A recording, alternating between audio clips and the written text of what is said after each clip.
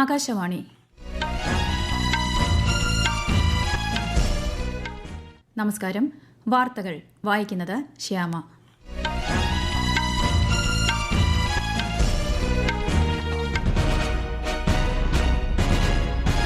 പ്രധാന വാർത്തകൾ. രാഷ്ട്രപുരോഗതി ലക്ഷ്യമാക്കിയാണ് RSS പ്രവർത്തിക്കുന്നതെന്ന് പ്രധാനമന്ത്രി നരേന്ദ്രമോദി. സംഘടനയുടെ ശതാബ്ദി ആഘോഷങ്ങളെ പ്രധാനമന്ത്രി അഭിസംബോധന ചെയ്തു. രാജ്യത്തുടനീളം 57 പുതിയ കേന്ദ്രീയ വിദ്യാലയങ്ങൾ ആരംഭിക്കുന്നതിന് കേന്ദ്രമന്ത്രിസഭയുടെ അംഗീകാരം. കേന്ദ്ര സർക്കാർ ജീവനക്കാർക്കുള്ള ക്ഷാമബത്ത 3% വർദ്ധിപ്പിച്ചു. പുതുതലമുറ GST പരിഷ്കരണങ്ങൾ പ്രതിരോധ മേഖലയിലെ വിഭവ സംഭരണത്തിന് സഹായകരമാകുമെന്ന് രാജ്യരക്ഷാമന്ത്രി രാജ്നാഥ് സിംഗ്. റിപ്പോ നിരക്ക് 5.5% നിലനിർത്തുമെന്ന് RBI. വളർച്ചാ അനുമാനം 6.8% പരിഷ്കരിച്ചു. നവരാത്രിയോടനുബന്ധിച്ച് രാജ്യത്ത് വിപുലമായ ആഘോഷങ്ങൾ. ക്ഷേത്രങ്ങളിൽ വൻ ഭക്തജന തിരക്ക്. കേരളത്തിൽ നാളെ വിദ്യാരംഭം. ICC വനിതാ ഏകദിന ക്രിക്കറ്റ് ലോകകപ്പിൽ ഓസ്ട്രേലിയക്കെതിരെ ന്യൂസിലാൻഡിന് 327 റൺസ് വിജയലക്ഷ്യം. വാർത്തകൾ വിശദമായി. രാഷ്ട്രപുരോഗതി ലക്ഷ്യമാക്കിയാണ് RSS പ്രവർത്തിക്കുന്നതെന്ന് പ്രധാനമന്ത്രി നരേന്ദ്രമോദി. ന്യൂഡൽഹിയിൽ രാഷ്ട്രീയ സ്വയം സേവക സംഘത്തിന്റെ ശതാബ്ദി ആഘോഷങ്ങളെ प्रधानमंत्री अभिसंबोधन ചെയ്തു.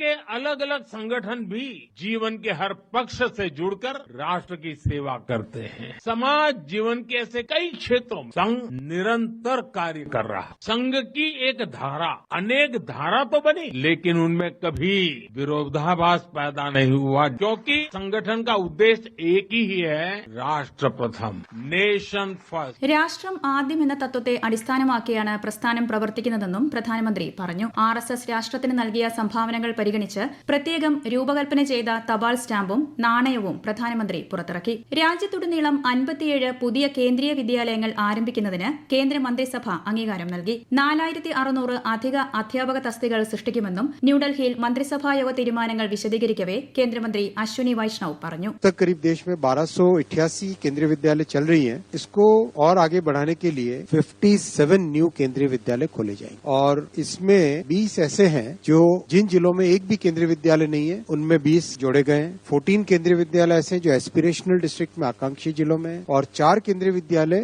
लेफ्ट विंग जिलों में थे और हिली एरिया और नॉर्थ ईस्टर्न रीजन में 5 केंद्रीय विद्यालय खोले जाए. കേന്ദ്ര സർക്കാർ ജീവനക്കാർക്കുള്ള ക്ഷാമബത്തയും പെൻഷൻകാരുടെ ക്ഷാമാശ്വാസവും 3% വർദ്ധിപ്പിക്കാനും തീരുമാനമായി. ഏകദേശം 49.2 ലക്ഷം കേന്ദ്ര സർക്കാർ ജീവനക്കാർക്കും 68.7 ലക്ഷം പെൻഷൻകാർക്കും പ്രയോജനം ലഭിക്കും. പയറുവർഗ്ഗങ്ങളുടെ ഉൽപാദനത്തിൽ സ്വയം പര്യാപ്തത കൈവരിക്കാൻ ലക്ഷ്യമിട്ടുള്ള കർമ്മ പദ്ധതിക്കും അംഗീകാരമായി. റാബി വിളകളുടെ താങ്ങുവില വർദ്ധിപ്പിച്ചതായും ശ്രീ വൈഷ്ണവ് പറഞ്ഞു. അസമിലെ NH 715 കാലിബോർ ന്യൂമാലിഗഡ് സെക്ഷൻ ഹൈവേ 4 വരിയാക്കുന്നതിനും അനുമതിയായി. പുതുതലമുറ GST പരിഷ്കരണങ്ങൾ പ്രതിരോധ മേഖലയിലെ വിഭവ സംഭരണങ്ങൾക്ക് ഗുണകരമാകുമെന്ന് രാജ്യരക്ഷാമന്ത്രി രാജ്നാഥ് സിംഗ്. പ്രതിരോധ അക്കൌണ്ട്സ് വകുപ്പിന്റെ വാർഷിക ദിനാഘോഷത്തിൽ സംസാരിക്കുകയായിരുന്നു അദ്ദേഹം. GST നിരക്കുകൾ കുറയ്ക്കുന്നതോടെ കൂടുതൽ സംഭരണം സാധ്യമാകുമെന്നും ശ്രീ രാജ്നാഥ് സിംഗ് പറഞ്ഞു. തുടർച്ചയായ രണ്ടാം തവണയും റിപ്പോ നിരക്ക് 5.5% നിലനിർത്തുമെന്ന് RBI governor Sanjay Malhotra. Repo നിരക്ക് മാറ്റമില്ലാതെ നിലനിർത്താൻ പണനയ സമിതി ഏകകണ്ഠമായി തീരുമാനിച്ചതായും RBI ഗവർണർ പറഞ്ഞു.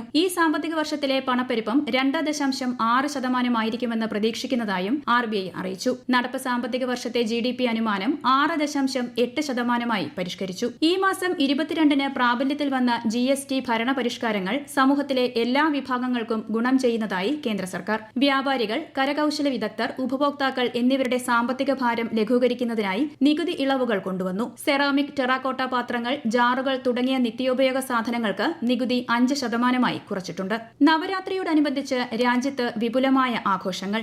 മഹാനവമി ദിനമായ ഇന്ന് ക്ഷേത്രങ്ങളിൽ വൻ ഭക്തജന തിരക്കാണ് അനുഭവപ്പെട്ടത്. ദക്ഷിണ കർണാടകയിലെ പ്രസിദ്ധമായ കൊല്ലൂർ മൂകാംബിക ക്ഷേത്രത്തിൽ നവരാത്രി ആഘോഷങ്ങളുടെ ഭാഗമായുള്ള പുഷ്പരഥോത്സവം നടന്നു. വിജയദശമി ദിനമായ നാളെ പൂജയെടുപ്പിന് ശേഷം വിദ്യാരംഭ ചടങ്ങുകൾ നടക്കും. ആദ്യാക്ഷരം കുറിക്കാനുള്ള തയ്യാറെടുപ്പിലാണ് കുരുന്നുകൾ. കേരളത്തിലെ പ്രധാന ക്ഷേത്രങ്ങളായ കോട്ടയം പനച്ചിക്കാട് സരസ്വതി ക്ഷേത്രം, ചോറ്റാനിക്കര, ആറ്റുകാൽ, പൂജപ്പുര സരസ്വതി മണ്ഡപം എന്നിവിടങ്ങളിൽ വിദ്യാരംഭത്തിനുള്ള സൌകര്യമുണ്ടാകും. വിജയദശമിയോടനുബന്ധിച്ച് രാഷ്ട്രപതി ദ്രൌപദി മുർമു രാജ്യത്തെ ജനങ്ങൾക്ക് ആശംസകൾ നേർന്നു. അധർമ്മത്തിനെതിരായ ധർമ്മത്തിന്റെ വിജയം ഓർമ്മപ്പെടുത്തുന്ന ഈ ഉത്സവം സത്യത്തിന്റെയും നീതിയുടെയും പാത തിരഞ്ഞെടുക്കാൻ രാജ്യത്തെ ജനങ്ങൾക്ക് പ്രചോദനമാകട്ടെയെന്ന് രാഷ്ട്രപതി ആശംസിച്ചു. നാളെ ഗാന്ധി ജയന്തി. രാജ്ഘട്ടിലെ ഗാന്ധി സമാധി സ്ഥലത്ത് പുഷ്പാർച്ചന, സാംസ്കാരിക പരിപാടികൾ തുടങ്ങിയവ നടക്കും.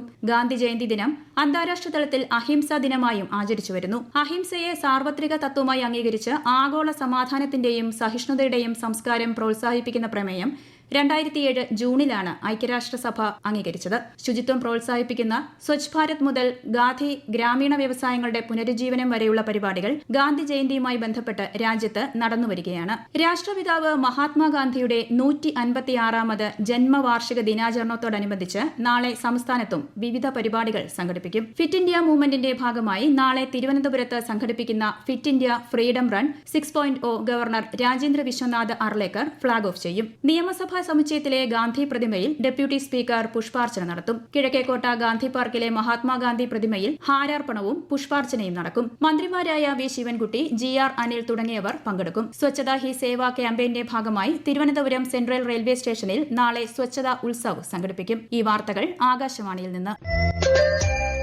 ആകാശവാണി വാർത്തകളും വാർത്താധിഷ്ഠിത പരിപാടികളും All India Radio news Thiruvananthapuram YouTube ചാനലിലും All India Radio news Thiruvananthapuram Facebook പേജിലും AR News_ തിരുവനന്തപുരം ഇൻസ്റ്റഗ്രാം അക്കൌണ്ടിലും AR News_TVM X ഹാൻഡിലും ലഭ്യമാണ്.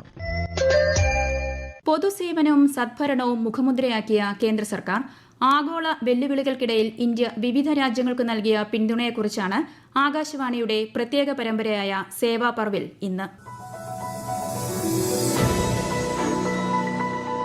പ്രധാനമന്ത്രി നരേന്ദ്രമോദിയുടെ കീഴിൽ കഴിഞ്ഞ 5 വർഷത്തിനിടെ പകർച്ചവ്യാധികൾ മുതൽ പ്രകൃതി ദുരന്തങ്ങൾ വരെയുള്ള പ്രതിസന്ധികളെ നേരിടാൻ 150ലധികം രാജ്യങ്ങൾക്കാണ് ഇന്ത്യ മാനുഷിക സഹായം നൽകിയത്. ആഗോള പ്രതിസന്ധികളിൽ ആദ്യം പ്രതികരിക്കുന്ന രാഷ്ട്രമാണ് ഇന്ത്യയെന്ന് പ്രധാനമന്ത്രി നരേന്ദ്രമോദി അഭിപ്രായപ്പെട്ടിരുന്നു. ദുനിയാമേ കോയി ഭി മുഷ്കിൽ ആതി ഹൈ തോ ഭാരത് വിശ്വ ബന്ധു കെ തौर पर फर्स्ट रिस्पॉन्डर बनकर वहां पहुंचता है. हजारों वर्ष पुरानी हमारी संस्कृति ने हमें यही सिखाया है. COVID-19 പ്രതിസന്ധി ഘട്ടത്തിൽ നടപ്പാക്കിയ വാക്സിൻ മൈത്രി, യുക്രൈനിലെ ഓപ്പറേഷൻ ഗംഗ, സുഡാനിലെ ഓപ്പറേഷൻ കാവേരി, ഇസ്രായേലിലെ ഓപ്പറേഷൻ അജയ് എന്നിവയെല്ലാം സ്വന്തം പൌരന്മാർക്ക് മാത്രമല്ല വിദേശികൾക്കും ഇന്ത്യ നൽകിയ പിന്തുണയുടെ തെളിവാണ്.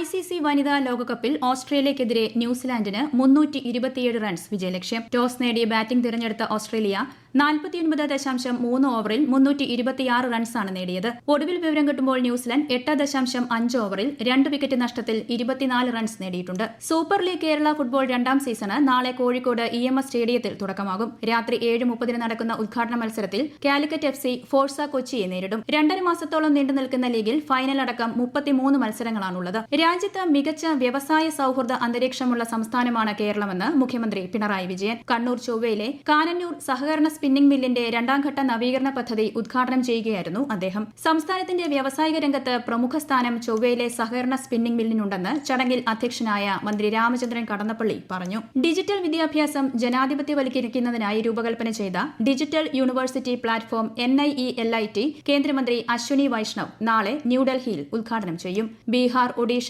ആന്ധ്രാപ്രദേശ്, മിസോറാം സംസ്ഥാനങ്ങളിലും കേന്ദ്രഭരണ പ്രദേശമായ ഡാമനിലുമാണ് പുതിയ NIELIT സ്ഥാപിക്കുന്നത്. AI, സൈബർ സുരക്ഷ, ഡേറ്റാ സയൻസ്, സെമി കണ്ടക്ടറുകൾ, അനുബന്ധ മേഖലകൾ തുടങ്ങി നൂതന സാങ്കേതിക വിദ്യകൾ ഉപയോഗിക്കാൻ യുവാക്കളെ സജ്ജരാക്കുന്നതിന് ഡിജിറ്റൽ യൂണിവേഴ്സിറ്റി സഹായകരമാകും. ഉത്സവ സീസണിന് മുന്നോടിയായി ജമ്മുവിൽ നിന്നും നിർത്തിവച്ചിരുന്ന 16 ദീർഘദൂര ട്രെയിൻ സർവീസുകൾ നാളെ മുതൽ പുനരാരംഭിക്കുമെന്ന് ഉത്തര റെയിൽവേ അറിയിച്ചു. പ്രധാന വാർത്തകൾ വീണ്ടും.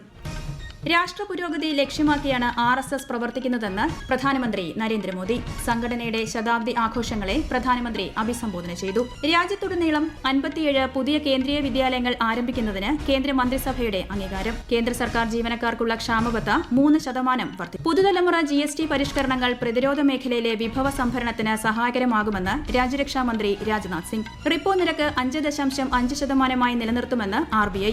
വളർച്ചാ അനുമാനം 6.8% പരിഷ്കരിച്ചു. നവരാത്രിയോടനുബന്ധിച്ച് രാജ്യത്ത് വിപുലമായ ആഘോഷങ്ങൾ. ക്ഷേത്രങ്ങളിൽ വൻ ഭക്തജന തിരക്ക്. കേരളത്തിൽ നാളെ വിദ്യാരംഭം. ICC വനിതാ ഏകദിന ക്രിക്കറ്റ് ലോകകപ്പിൽ ഓസ്ട്രേലിയക്കെതിരെ ന്യൂസിലാൻഡിന് 327 റൺസ് വിജയലക്ഷ്യം. വാർത്തകൾ കഴിഞ്ഞു. അടുത്ത വാർത്താ പ്രക്ഷേപണം 8:35.